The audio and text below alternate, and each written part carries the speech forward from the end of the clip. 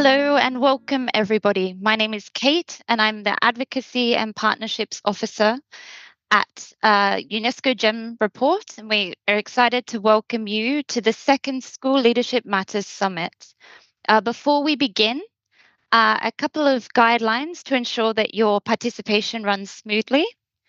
Firstly, please select interpretation, the interpretation option at the bottom of your screen, and choose your preferred language to follow the discussion. The session is available in English, Spanish, Portuguese, and French. The session will last for 60 minutes, which includes a dedicated time for Q&A at the end of the session. Please use the Q&A feature at the bottom of your screen to ask questions of our speakers. And as attendees, please remain on mute throughout the session to avoid background noise. Now that is out of the way, hello, hola, and bonjour to all, and welcome to today's session. We are thrilled to have you with us. Thank you for taking the time out of your busy schedules to join. Today, we are joined by an excellent group of panelists from across the globe. We are grateful to have Beatriz Pont, Head of Global Training at UNESCO IIEP, as our moderator today, joined by panelists Dewi Susanti, Chief of Content and Knowledge from Global School Leaders, Khushboo Awasthi, Co-founder and Chief Operating Officer of ShikshaLokam, Andrea Escobar Vila of Empresarios Por la Educación, and Melissa Adelman, Senior Economist at the World Bank. Today's session will aim to bridge research and the lived experience of leading schools to unpack how evidence from recent global and regional studies aligns or constrains what school leaders face every day. We will have a poll during our session to hear from you, our wonderful audience, so please keep an eye out for that. Please welcome me in joining our panelists, and over to Beatriz. Thank you very much, Kate. Thank you very much. Thank to Global School Leaders and to the GEM Report for organizing this Global School Summit 2025. I'm very excited about this panel today. And why? Because data and evidence make people take action on key topics. And here we are going to review how data and evidence is raising awareness of the need and the value of school leadership for effective education improvement and learning by students across the world. And before I launch into the panel, I wanted to share some already existing data by GEM Report, which, we are today looking at the GEM Report, and we've seen the value of their data, their comparative data on school leadership. And so what we see is that they already provide comparative data that's also from the OECD on the qualifications of school leaders, on the type of school leadership training that exists, also across the world, what type of school leadership development has been mostly engaged by school leaders and through the legislation. And especially, I think one key point that I wanted to highlight before we start in the discussion is that there have been already 4 key dimensions that the evidence has shown that are key for effective practice. And that is school leaders, effective school leaders, they set expectations, then they focus on learning. That's the instructional leadership piece. Then they foster collaboration. That's what Andrea Escobar and colleagues were highlighting in the previous session, how important it is. And they develop people. And we also see from the evidence presented by the GEM report that the proportion of school leaders that have actually been trained on these skills are not that high. Actually, was 60%, but actually only in pre-service 33, 29, 19. So I just wanted to share this quickly before we launch on the discussion, because I think it's quite important to show that there is data that exists that demonstrates where school leaders are at and the type of practices that are important. But today, what we're presenting, and I'm very excited, is that we have new data. a new evidence that will allow us to demonstrate how important it is and what a good investment it is for student learning. So let me move directly into the panelists to introduce the panelists so we can discuss this. So the first question for us, which is important, is, and I'm going to give 4 minutes for each speaker. What is the most significant new insight or finding from your research about effective school leadership? So I will first invite Dewi, please, from Global School Leaders. Thank you so much, Beatriz. It's such a pleasure to be in this panel with everyone else here. Look forward to the conversation as well.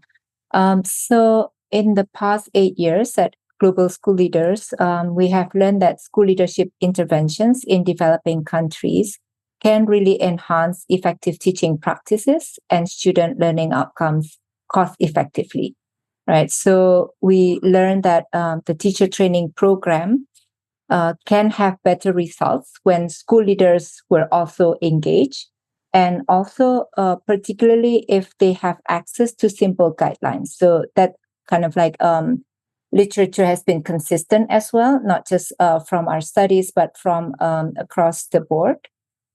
In particular, for the work that we're doing, one practice that has consistently shown a strong effect is when school leaders conduct classroom observation, reflection conversations with teachers, and use student-level data to improve teachers' practices.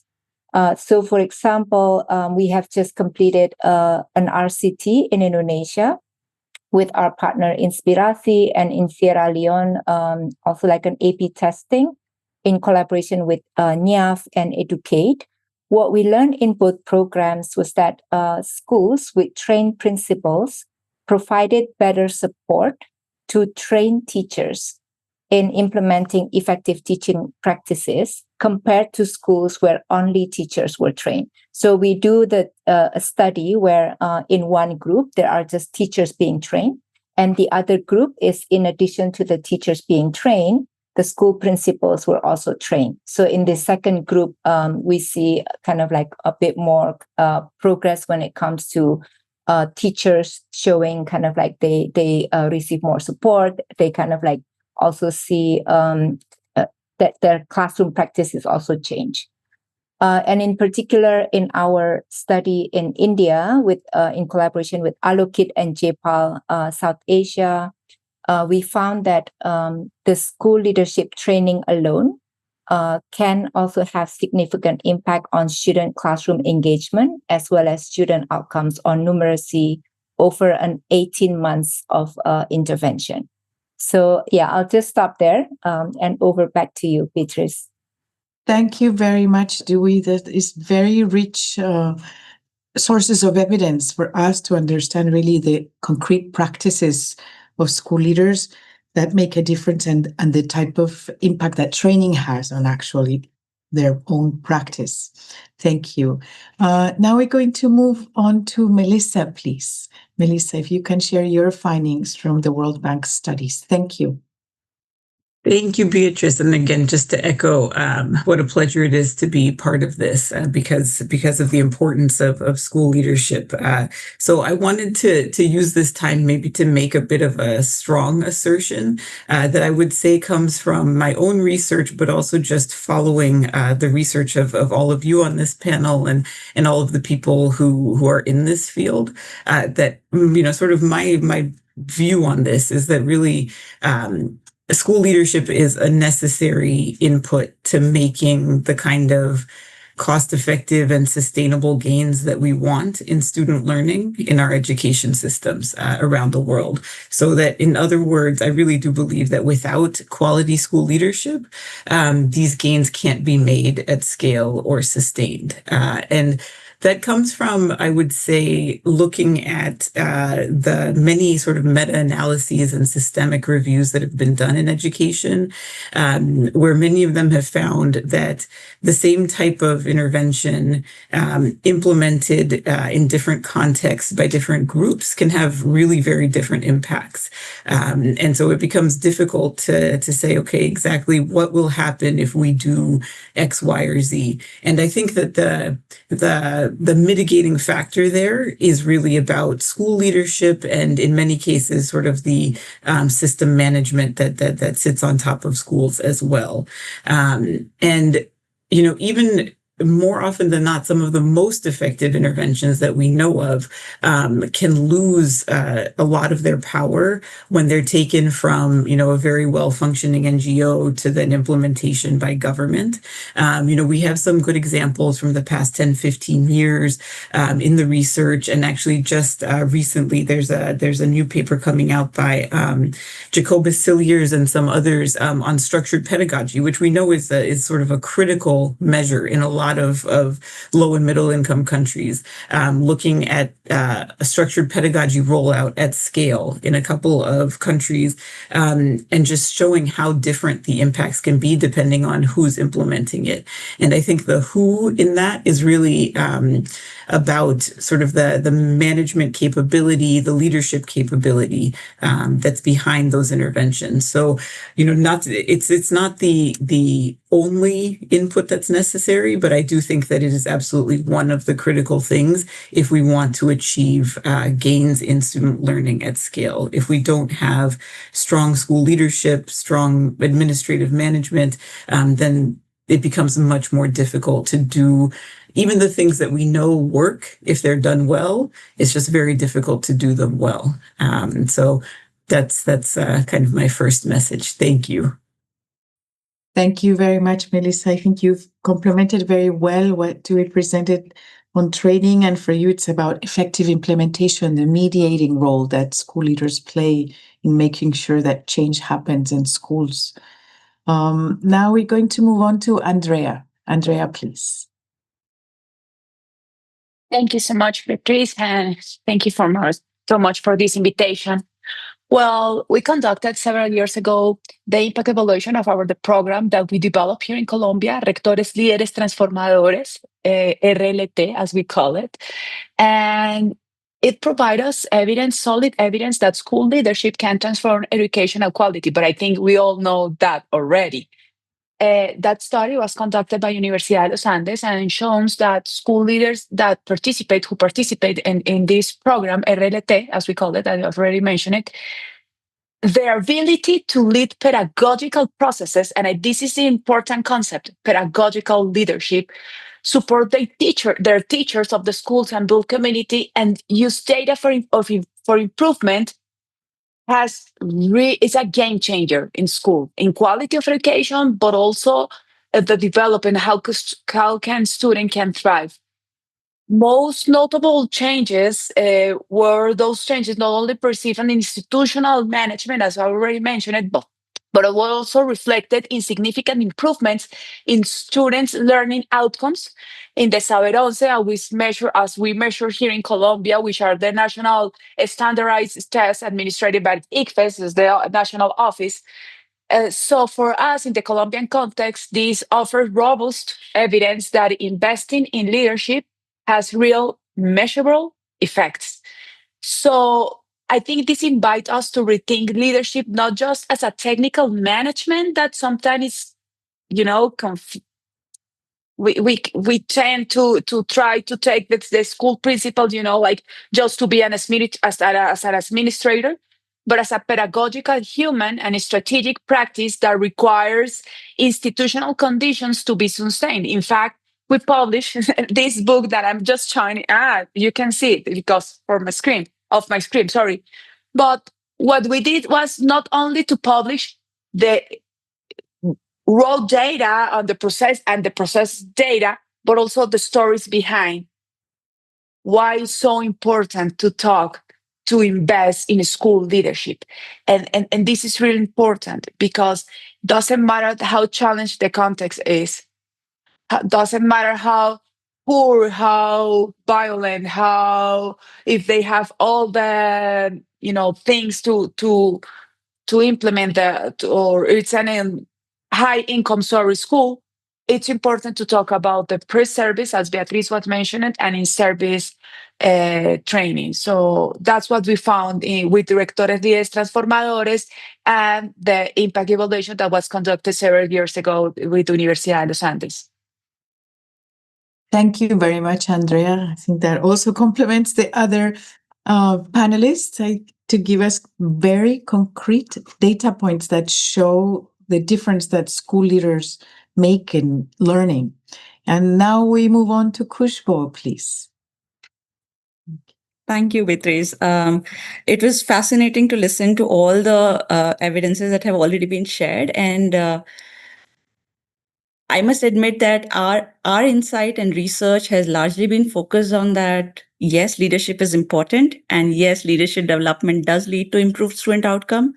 But what is it that leadership actually means, and what is it that would accelerate the leadership development? So my inputs that I'm going to share is largely around these ideas.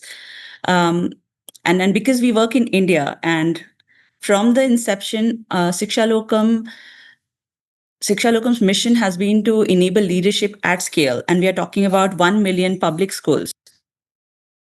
So as an organization that's focused on leadership, when we started, and I'm sure most of our partners, we have often looked at leadership as something to be taught. But what we are learning is that leadership can in fact be cultivated, one improvement at a time. In India, we have 1 million public schools, and over 55% of our public schools are lower primary schools, that is grade 1 to 5, right? And these do not even have a full-time principal role. So, when we started working, we said, so what does even school leadership mean in our context? And across our work in Mantra for Change and ShikshaLokam, these are the two organizations I lead, what we are seeing consistently is that effective school leadership is not so much about these exceptional individuals, and especially not about those in formal roles, but about creating conditions for continuous micro improvements. How do we enable teachers, school heads, everybody coming together and driving these improvements that they feel is important? And our research and field data is now constantly and consistently has started showing us that leadership is emerging when teachers and head teachers are supported. So our programs are basically supporting them to identify, act on, and reflect on local challenges. What we call in our worldview as the cycle of sense, make sense, learn, and improve. Can we help them learn sense better, make sense better, learn better on the go, and hence improve? Now, what we are seeing is really encouraging is that as they keep building this habit, their improvement is becoming more and more planned than ad hoc. While it starts at saying, oh, I'll maybe today I'll work on the morning assembly as a structure, or tomorrow I'll work on reading habits. But now they are taking this 6-month, 12-month view and are coming up with planned improvements, which is very much aligned to your global literature around the advantage of having a school development plan and things like that. So that's something that is clearly emerging. Another insight I think that I would definitely like to share on this platform is that diffusion of innovation is faster and more effective than dissemination of innovation. So one of the recent research studies that we did with our partner CoLab was to say that, sometimes as organizations, we tend to collate these best practices and we want to share it. And even with government programs, we try to disseminate these best practices. But what has really worked and has proven to be more effective is that when we create spaces for leaders to learn from and with one another, when there's space for exchange of innovations among teachers, among leaders, innovations are spreading far more quickly and they are being adopted with far less resistance. And this has been a learning that has come from two of our big states, Uttar Pradesh and Karnataka, which have more than 55,000 and 100,000 schools. So this is definitely something that's very encouraging to us. And I would love to, emphasize on this point. Thank you very much, Khushboo. These are very, very useful findings, I think, both in terms of that it's not necessarily training, but in practice training that really makes a larger difference on what they're doing. And also the the thought of innovation and the spread of innovation through communities of practice or sharing of principles of the cases that they're experiencing that can help prevent resistance to these innovations. Those are additional findings that I think are quite important for us here and for school leadership policy worldwide. So next, we're going to move on to a poll. We have a few questions for our audience that we're going to put here, which are to understand how you view school leadership and how participants view school leadership. So I invite our colleagues to put the poll on, please. So you can see it now. If you could strengthen just one thing to help participants lead better in your context, what would it be? And you have to pick just one choice.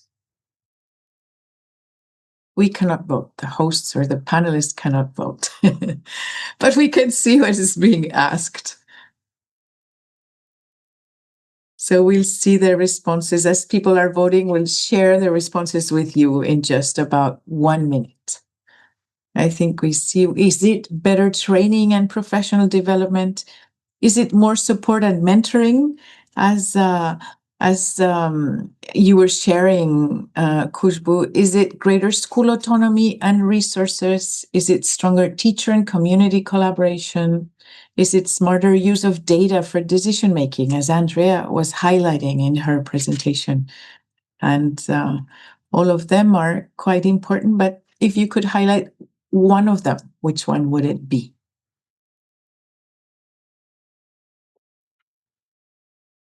Okay. I think we also have a second question that is there. Will you share the second question? Okay, so here we see the results, and they're actually spread across. On top is the better training and professional development. And I think we presented quite solid evidence on the value of better training and professional development, as did Khushboo, which is professional development in a way and support, and Melissa. So I think everybody does show this, and we've seen from the figure that I shared that it's still missing. We don't have enough. That school principals are still missing professional development, whether initial, continuous, or on the job. The second is more support and mentoring from education authorities. This is key. And these are all the support that school leaderships can receive to be able to do their job well and to make sure that all the conditions are suitable for their schools. Greater school autonomy comes last, and resources. I think there is a school autonomy needs to go with support. And here, I think when you see it alone, it stands out. Stronger teacher and community collaboration is key, but it is better training that really makes sure that this happens as well, and stronger and smarter use of data, still up to 20%. So we see here the poll. Thank you for sharing with us your perspectives. So now we're going to move on to, now we've looked at the evidence and all the findings. And so now we want to know from the results of your studies, what does effective school leadership look like in practice? So from your own study, is there any particular finding that really surprised you or challenged your assumptions about what school leadership looks like in the Global South? So I'm going to invite, just like before, Dewi, please. Thank you.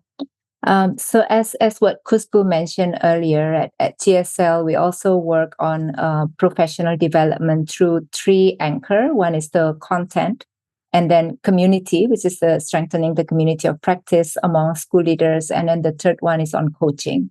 Right. So then kind of like in all of our collaboration with partners, we always encourage kind of like the combination of content with community and or coaching. So I would share 2 things that have been surprising. So we focus a lot on instructional leadership. But what we learned actually was that in some contexts, this actually needs to be balanced with administrative support for school leaders, because some of them were like they did not get like training before they come into the position itself, right? And then particularly also on the role of school leaders in shaping school culture is also something that require strengthening as well. So that's the first one. But I think I want to spend a bit more time on the second surprise that have been kind of like at the back of my mind, really. It's more that we should not take for granted school leaders' availability in schools, and kind of like and the need for policymakers to really protect their time. Right. So we assume that when we offer school leaders with professional development, that they would kind of like happily take it on. But that is not the case, because school leaders are very, very busy. They're like a lot of stress, right? In most of the studies, in most of our studies, in terms of the program, the implementation of the training, etc., we consistently encounter a very high competition for school leaders' availability in schools. So on average, between 20 to 30% of school leaders got transferred midway through an academic school year. And they also could not attend some of the training. So because we tend to also spread out the training, as was mentioned earlier, this tend to be like quite better in terms of retaining kind of like the practices. And then also for coaching or community practice sessions, there's this like a lot of challenges when it comes to committing the time, right? And what I want to kind of like also convey, if we want schools to be the place where teaching and learning happen, we really need to make sure that school leaders themselves have the time to prioritize their own learning, right? And then to lead teaching and learning in school. So I think that is kind of like, I think like to everyone who's here, who works with a lot of schools, who kind of like shape programs and policies, I think like the mindfulness of what is it that we're offering to school leaders, and the care about like that, these are very busy people, and as such also like what kind of like offer that we really give them needs to be super valuable for school leaders. Thank you. Thank you very much, Dewi. Very insightful. I think the high degree of turnover of school principals is a big issue for the practice, and to establish the trust and the practices that you need in school. And as well, the lesson on the need for them to take care of their own learning is very important. And I'm seeing a lot of comments or questions about the need for school principals to respond to issues of mental health or bullying or other. And we see so many new issues that are coming up across schools that school leaders need to handle. And so training does not only involve the general, but also to be able to learn how to handle this. So I think having time to take care of their own learning on these issues is quite important as well, and for them to have the opportunity to have training provided by others. Thank you. I will now invite Melissa to respond on what was the surprising finding for you on the practice of school leaders. Thank you, Beatrice. And I think I'll pick up on this idea of the multifaceted nature of school leadership and all of these different aspects that go into it. So one facet that I found very interesting and that has stuck with me is this the aspect of crisis management. And this came up, I saw a little bit in the Q&A as well. So a few years ago, some colleagues and I did some research on this in a very difficult setting in Haiti. And it was around a very large hurricane that struck the southern part of the country. And we were actually already doing some work measuring school management. So we're using the World Management Survey for Education and looking at management practices across public schools in southern Haiti. And then something that we were developing as well with our colleagues who work in disaster risk management, so outside of education, but was a tool to try to identify some of the key practices that a school would need to focus on to manage its risk to natural disasters. And we put together a tool for that. And unfortunately, when this hurricane struck, it had a big impact sort of broadly and on the functioning of the education system. But we were able to measure sort of both school leaders' core sort of education management practices as well as their disaster risk management practices. So this is about natural disasters. I know in the Q&A there's also questions about like socially generated disasters like school shootings and things. But I think there's something that we can learn that's applicable sort of maybe across the board in the sense that even in a very low capacity context, we saw significant differences. So there were some schools that were much better managed than others, and some school leaders who had thought ahead, who had made plans, who had a process for figuring out how to deal with the huge challenges they were facing. And I think that was very striking to me, in a context where they had very little support from the system overall, didn't have training available to them, hadn't gone through something, a crisis of this magnitude before, but still you could see the differences in leadership and management practices in responding to a crisis. And we weren't able to go back in the medium term, but I would expect that, these things have longer term impacts in terms of how quickly students are able to come back, teachers are able to pick up learning again, and the school can get functioning again. And I think as we see crises of different types across the world sort of play out more, then this aspect of crisis management, I think, really is core to the school leader's role as well. Thank you.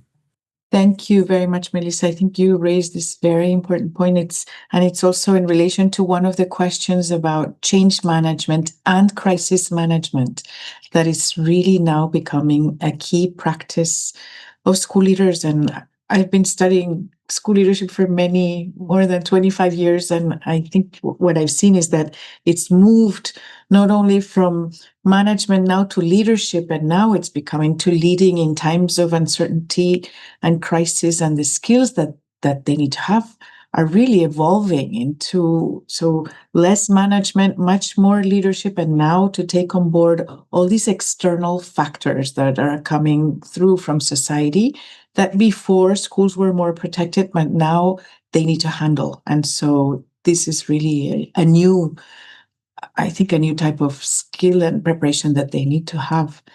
I move on now to Andrea to share with us how you see the practices of school leaders. Yes, thank you, Beatriz.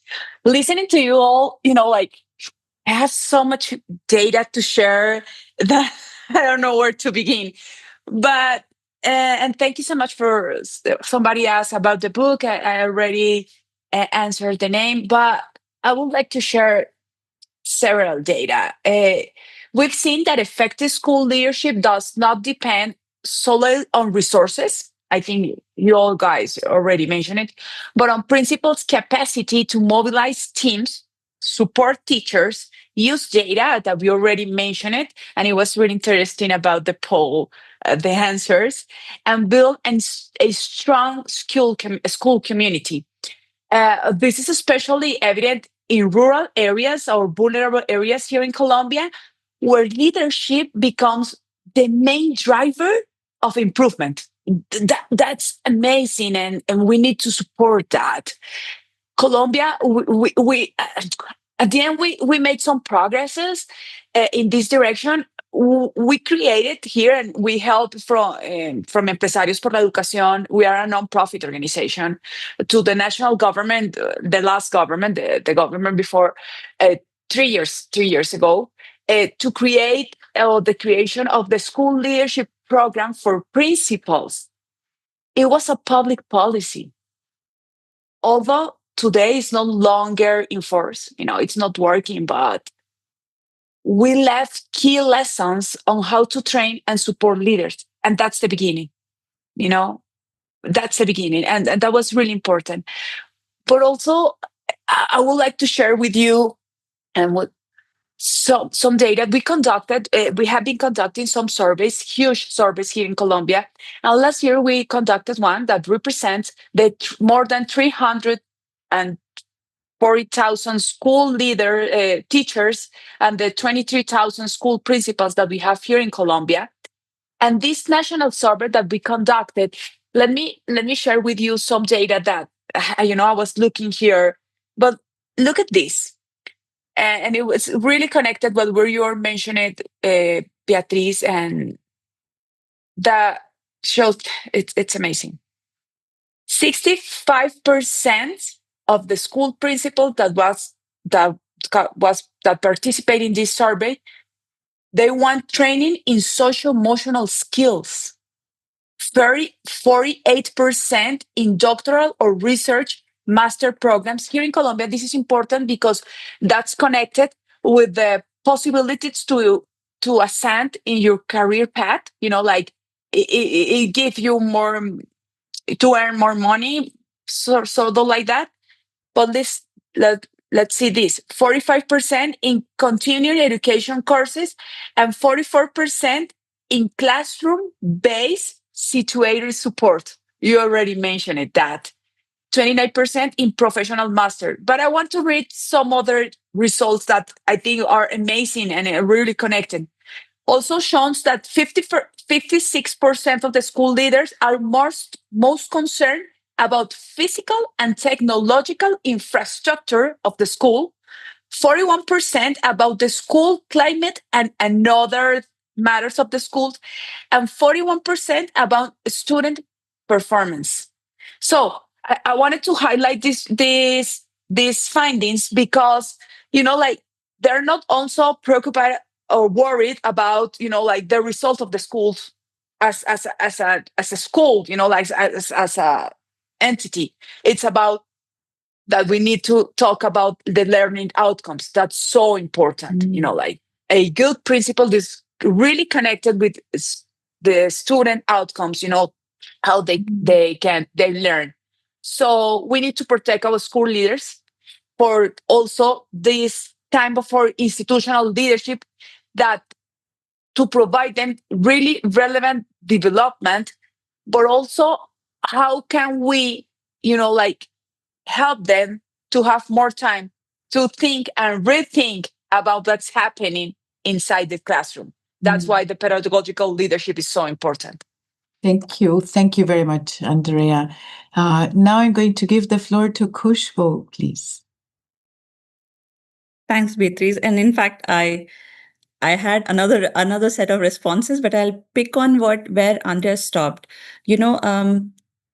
During the early days of our work, a common assumption that we tend to had was that leaders are not doing enough, or they're not capable, and how do we train them, or how do we give them more information, more content? But what we have learned is, increasingly, as we have started to see their world, where they operate in, and especially in context of Global South, I'm sure it's not very different from what we see in India here, is that they operate in a world of constraints. Whether it's resources, whether it's time, the kind of workload that they have to manage.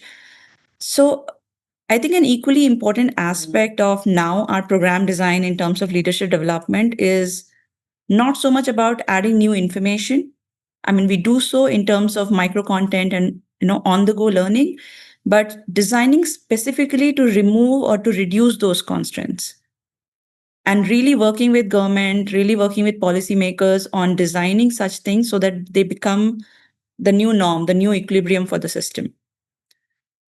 Now, in terms of, again, I think Melissa talked about it. I mean, leadership for the 21st century is everywhere, is so much about collaboration, about how you are able to bring community together, bring more actors together. And it is no different about education leadership or school leadership, right? So initially, when we started, again, I'm trying to draw also this timeline, this map, so to say, on how we have transitioned based on the evidence and data that's coming from field. Initially, we assumed that a lot of these leadership development would require intensive workshop type interventions. And when you took the poll, many of us on this call also said that, yeah, training is required. Absolutely, it's required. But what surprised us that when we asked our school leaders in terms of what was more effective in improving or pushing their own assessment of their leadership further, was not so much about these trainings or workshops. It was more about the peer-led, community-driven spaces. And also, and this is again something that I would like to emphasize, the digitally supported improvement cycles. What it means is that they said that, yes, you brought us together, you gave us training. In India, we have these residential 3 days training, 5 days training. Yes, it was important. But when I go back into my world, into my everyday life, what's really helpful is when you send me these weekly micro content, which I can then apply to my everyday life, right? At scale, at least in India, it's a very common debate that this scale versus quality. And we always say that in our work at ShikshaLokam, it is about quality at scale. So we often think that at scale, standardization will help us achieve fidelity and hence better quality of outcomes. But our field data clearly shows that it's not. Standardization is actually taking the joy away from those who are undergoing change. And again, I'll bring back this focus on the earlier poll where you talked about the autonomy with support. And Beatriz, you so rightly pointed out, we found that more than 80% of leaders who participated in our program, they said that they feel that they thrive when they are given autonomy to diagnose their own context and identify what problems matter to them. And then if we are helping them, if our program design is helping them solve that challenge first, and not saying that because we believe from our worldview, this is the biggest challenge that you should be addressing, and then go about solving it.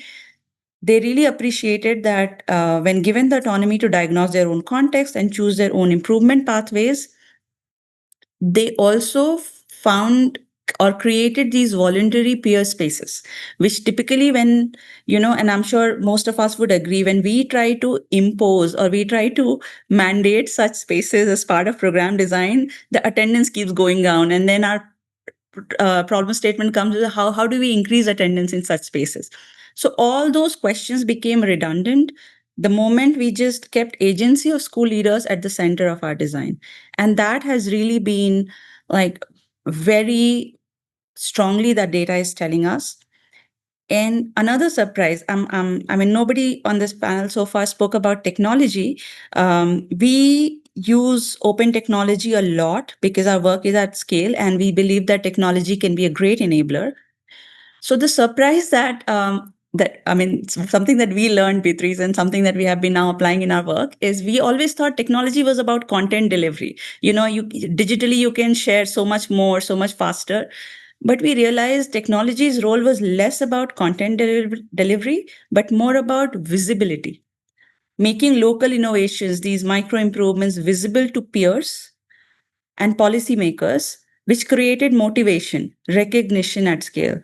And when we use data to celebrate and recognize, we also came to know that the fear of new technology just melted away. There was no more challenge of adoption. Rather, we found that people were finding ways to learn and use what they saw as valuable. So technology's role about how do we make their efforts, their innovations visible, really helped us transform a lot of our own work in context of India.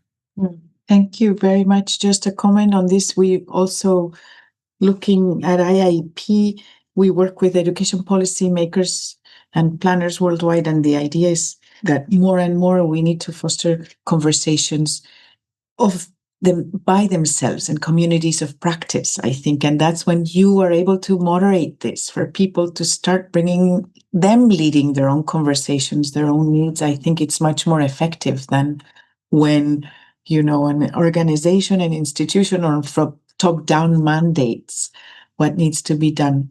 So we're going to introduce now a second poll for our participants.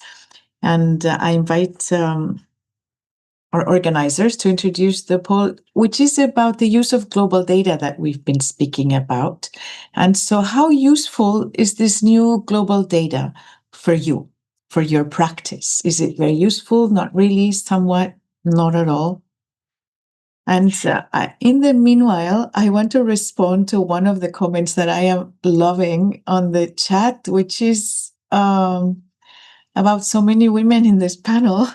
Just want to highlight how amazing it is to have data-focused panel featuring only powerful women. So congratulations to us as women. I think data speaks, as this panel rightly points out. And I think for us, it's how can you canvas the data to make sure that practices get supported, that the right practices get supported based on evidence. And the more data that we have on school leadership, the better the practices will be and the more support there will be to change the practices. And one of the issues is that there is quite a change, I think, an evolution and change in the practices because of our context. And so we need to keep constantly updating our data and our sources to understand. I think the questions that were raised here are important. Many of them are talking about, as we said, school incidents, crisis management, health and well-being of principals, having well-being. Well, I think the last one is a well-being, do they have well-being places that they can go to, sharing practices. I think the conversation is really changing now, that it's not just about training, the core of training for instructional leadership, but having much more socio-emotional skills that allow them to respond to the situations that are taking place now in schools and around schools at present. So let's see what the poll results are.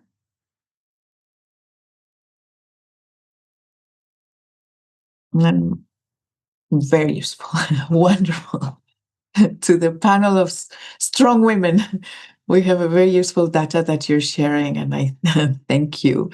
So again, if we want to answer one more question before we start our closing, one of the questions that they're being asked is about, are school leaders only school leaders, or actually in many settings in the Global South, school leaders work as teachers at the same time. So the challenges are quite difficult. Would you have a response, one or two of you, on how can school leadership practices prevail when school leaders are pulled in different directions because they have to teach, they have their classroom, and they don't have time?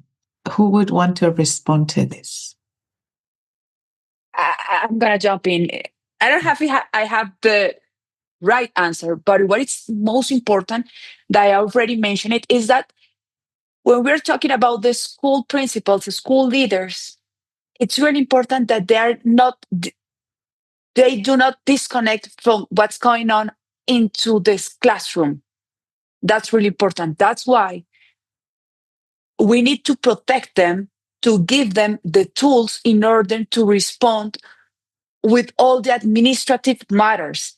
We have a lot of questions in the Q&A about the burnout, that how to support them to have the time, like to be a psychologist for parents, for teachers, for students, to solve the problem of infrastructure. Like they have so many pressure of all, but when in fact in Rectores Líderes Transformadores, one of the learnings, it's that when we teach them how to develop, like this powerful own skills, to know themselves, to have the ability to be resilient, to understand that there's time for everything. It's so important, the group meetings, like to have time to talk with the teachers, with the community. That's one of the things that we teach them. So I think we need to support school principals in order to give them tools. We haven't talked about technology, but for example, right now with technology, we can support them so much. AI is so important in order to help to organize the school, to have time for what matters the most. It's that every student, they're really thriving. So I think that's a combination that in fact we teach them, like how to organize their time, how to, like to be able to answer all the support. But as the public policy, like the government has to have the tools in order to support them. And it's really important. It's really interesting about the autonomy. We believe that autonomy is so important. We need to give them more autonomy. But in order to give them autonomy, we need to train them and give them the tools. Like it's not autonomy for autonomy.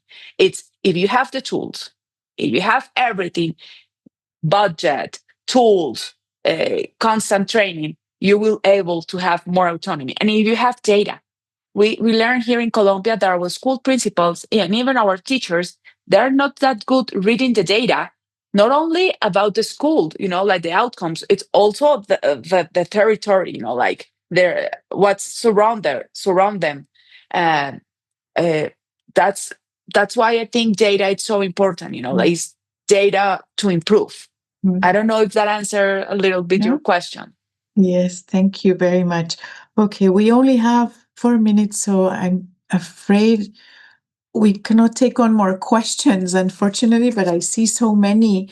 And again, many of them are about how to prepare school leaders to respond in this new environment. And it's less about initial training, but more about what types of effective interventions that are coaching, mentoring, establishing communities of practice where school leaders can be best prepared to respond to all of these uncertain and challenging environments that they're facing more and more, and get the right support. So it's training with support or coaching, mentoring that they can then progress to respond to the challenges that they face.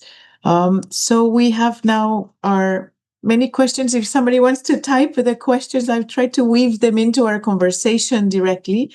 But for us, the key question now at the end is if you want one key takeaway point from this session that we've had that's been really, I think, rich in terms of providing new data, and that shows where we're heading much more than in the past. It's not about the key practices, but actually what needs in the future. And you've shared about the use of technology to develop school leaders, and the use of training, coaching, other approaches, the use of data.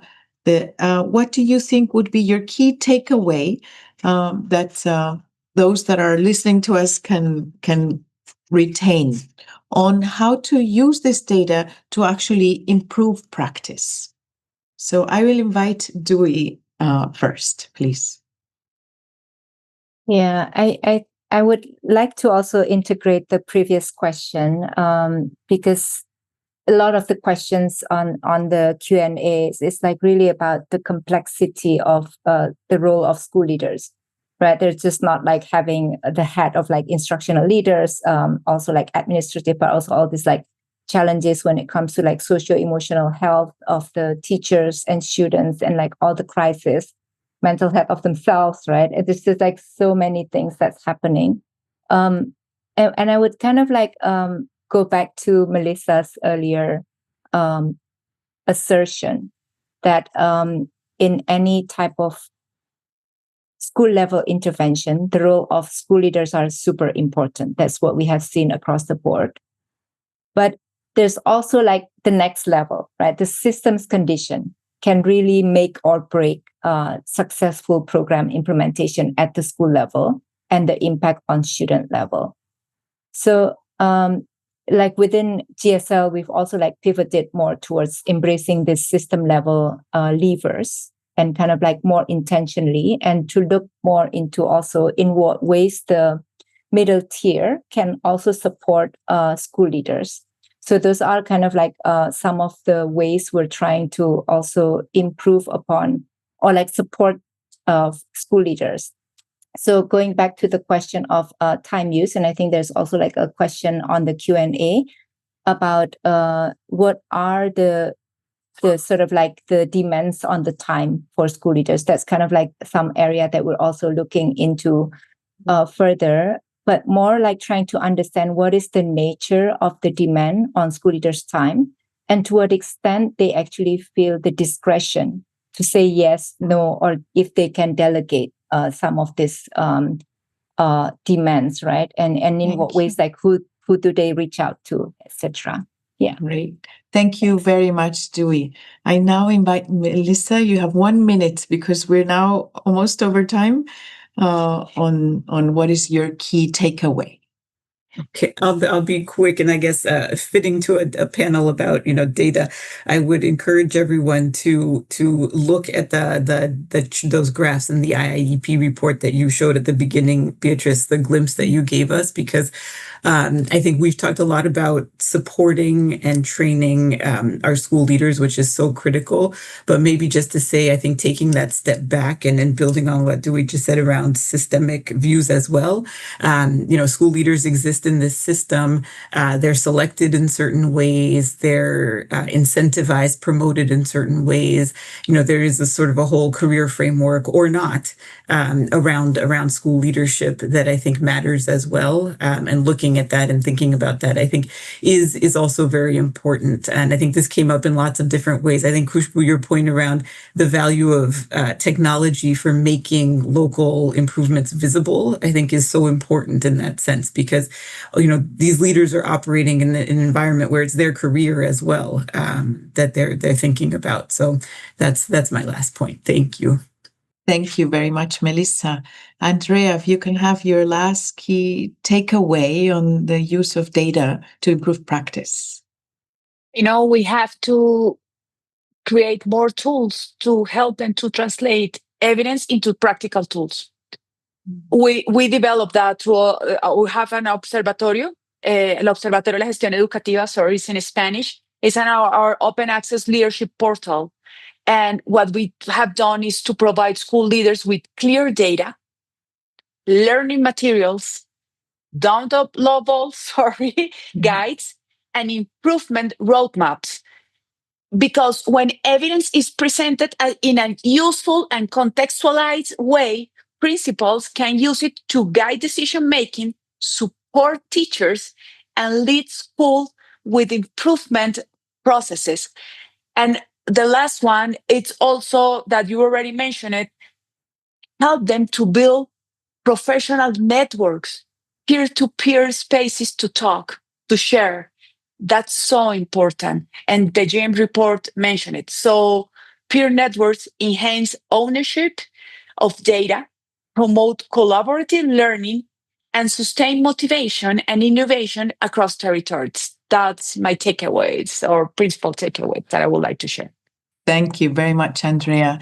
And the final word by Khushboo, please. And if you can share your report or your findings as well, that would be very helpful in the chat. Yes, I mentioned to that question. I've typed my response. I'll share it with the GSL team. But again, building on from where Andrea stopped, I think one key takeaway for me or for our work has been, Beatriz, is that how do we move away from training leaders to designing leadership systems? And that's why how do we leverage our public education system, the different institutions, the different individuals who are part of this public education system becomes very key. Because if we design for systems that embed improvement habits, that embed peer learning spaces, that make sure that data is being discussed and reflected upon, automatically you are designing for improved leadership, right? Second, definitely on data, I think our biggest learning has been that many a times as development practitioners, we use data for monitoring and evaluation. I mean, all of us do that. But how do we really use data as soil for innovation? If only all of our data can be made available, anonymized data as a repository that all of us can learn from, continuously, innovate on top of that, that would be powerful. And if only technology can be used to listen, learn, and then pivot fast, that can be very powerful. And that is something that AI has really made it possible. So there are so many wonderful possibilities that are standing in front of us today, and I'm sure that will open many more possibilities. Thank you very much. I think all of you have made very important contributions, and I think there's some questions that remain, and I just have 1 minute on the role of school leaders in tackling all these new challenges. That's the use of AI, response to crisis, response to reform, response to health and well-being. These are really new, and I think what the evidence that you brought about different types of training, or especially improvement habits that allow to integrate this in the future, I think that's one way. And the other one is by developing spaces for collaboration, for cooperation, and for support as well. That can also help improve the profession. I think the panel has really shown how leadership is an investment for educational improvement. And you've presented a lot of evidence on this. So we hope that this has really enriched our database for the future. So thank you very much, everybody. And I give the floor now back to Kate. Thank you, Beatrice, for your elegant moderation, and thank you to all the panelists for such an insightful conversation, and to you, our audience, for being so wonderfully engaged in the discussion as well. Please note the School Leadership Matters Summit is a 3-day event, and our next session, up just directly after we close this one, is on what it takes for school leaders to flourish, examining how policies, structures, and relationships at every level of education systems can enable or constrain leadership. So please see the details for this session and how to register in the chat.